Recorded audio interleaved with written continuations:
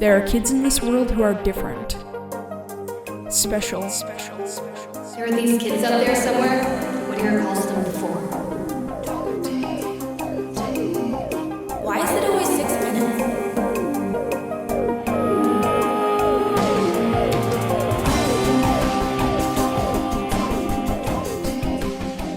In this episode, I'll be breaking down the latest episode of 6 Minutes Season 4, piece by piece.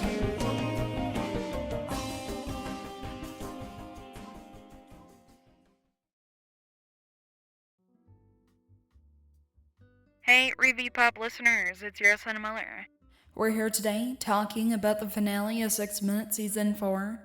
I've been doing Review Pop, doing these breakdowns for 52 weeks. That's a whole year. And, of course, the podcast has been going longer than that, but I just want to thank you all so much for, sticking along for the ride. It's been so amazing. And, we're of course going to get into it in this episode, but I do have some news. Review Pop, as well as 6 Minutes, will be going on a 3-week break. So all the episodes you've heard are a part of Review Pop Season 1.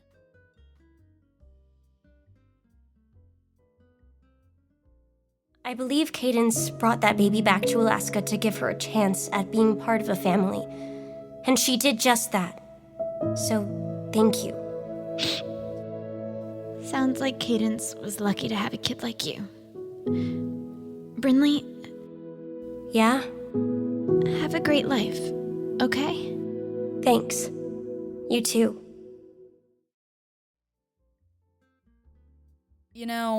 Things started off rough, right? That dorm room being split in half in Season 3. And I love their relationship now. But it's hard hearing them say goodbye after all they've been through. I don't think anyone can really relate in the way Katie and Brinley did. I mean, it's just been incredible. I do want to talk about something else, though. Katie or, Cadence would have had to know, this was Guinevere who she brought home. That's why she told Joe, we have to take care of this baby. And so I've been thinking about this, Cadence must have had a working relationship with Guinevere Fontaine at some point. But you should remember everything from before. Oh, we thought maybe, But don't worry. You two are...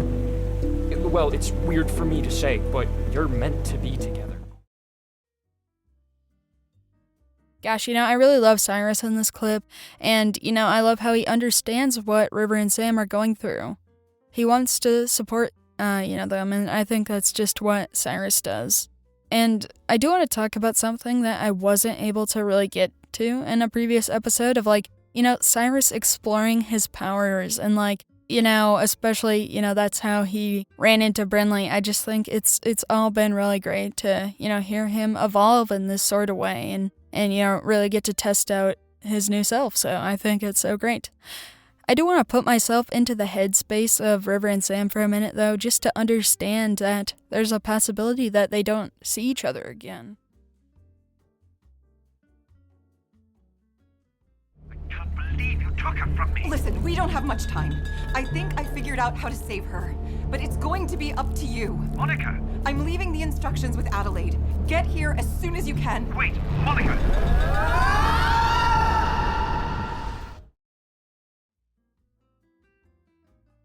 Dr. Whittier does end up saving Adelaide. It was kind of discussed on Rewind. We'll get into the consequences of that later, but I do think it's great that, Adelaide has really been sticking up for herself and, through this hard time, just doing her best and being her best self. But to have Dr. Whittier have this control is a big deal. I certainly do understand what Dr. Whittier has gone through. I mean, losing his kid and not knowing where she is, but that's no excuse for all that he's done. I mean, he's done a lot of bad things, Angel was trying to be good, but now she's kind of accepted that she is Angelica, and that's huge, and I really didn't expect that.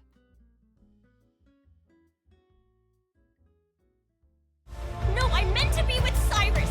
You and I are... Look behind you. Look at the photo on the desk. Guinevere and Dr. Whittier. Guinevere is you, and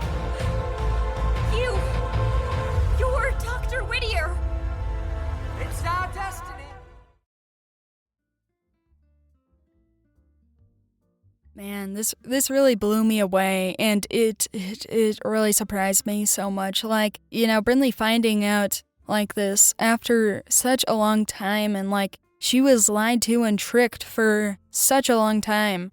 And there's kind of a little bit of truth to what he's saying. Like, she is in an incorrect timeline, and as much as I hate to say it, she does belong in this past time period. The universe suggests that she does belong in a different time period, but that's not Brinley, that's Guinevere, and Guinevere isn't Brinley.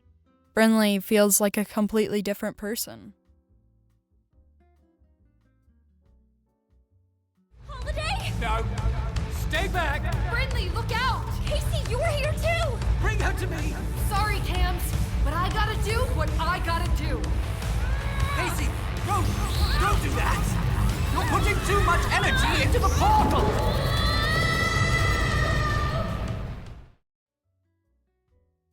I don't have a clip for it because it's more of a sound design thing. However, I think it was just so great to hear, and like it really felt complete and just so perfect, and I love the pacing of it all. I mean, it was just really great. Also, no, I didn't talk about this in the last clip, but I'm glad my prediction about the cams was proven correct. I had thought that, okay, what if Dr. Whittier uses the cams to basically kidnap Brinley? Hey, are you okay?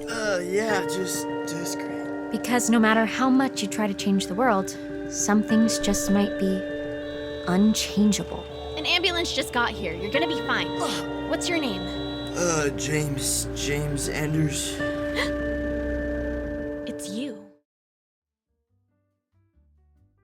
Katie remembers everything that happened at Elixir Key. She remembers everything that happened before she went through a portal to 1989. So she remembers who Brinley is. She remembers that Jude was the headmaster. And including, she remembers who James Anders is. She certainly recognizes the name.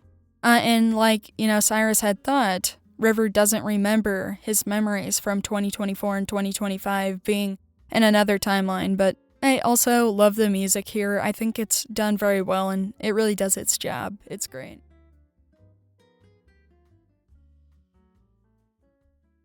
I don't need help. Hey there, my name is Monica. I'm a volunteer EMT. We're gonna take good care of you, okay? I'm fine. Let me just assess your injuries.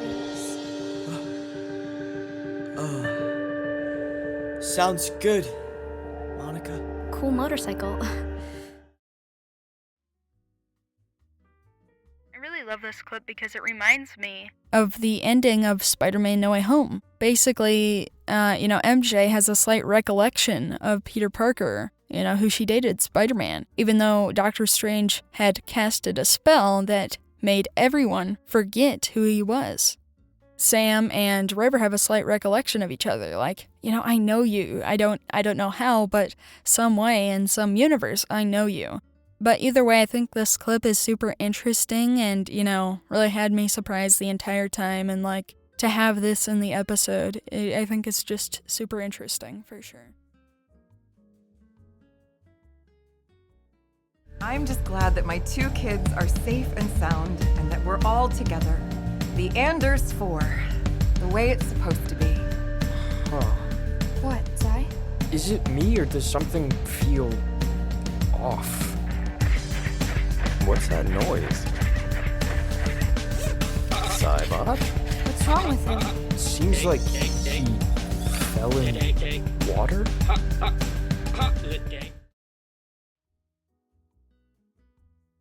It's heart-wrenching to hear this completely different 2025, and we don't know if Gen A still exists. I mean, it's all a lot to think about. And the other thing is interesting is, hearing Cybot, he's the only one who remembers Holiday saying Holiday, and it was so perfect and done in such a great way, because of course he remembers, he's a robot. Hello? Hey there, Brinley. Holiday? Where are we? I think we're nowhere. What an absolutely insane cliffhanger. I mean, it really just blew me away of like, they're in the void. They are in the void, and that is the consequence of Dr. Whittier saving Adelaide. Thank you all so much for listening to all of Review Pop Season 1. Can't wait for Season 2. Season 2 drops on October 14th.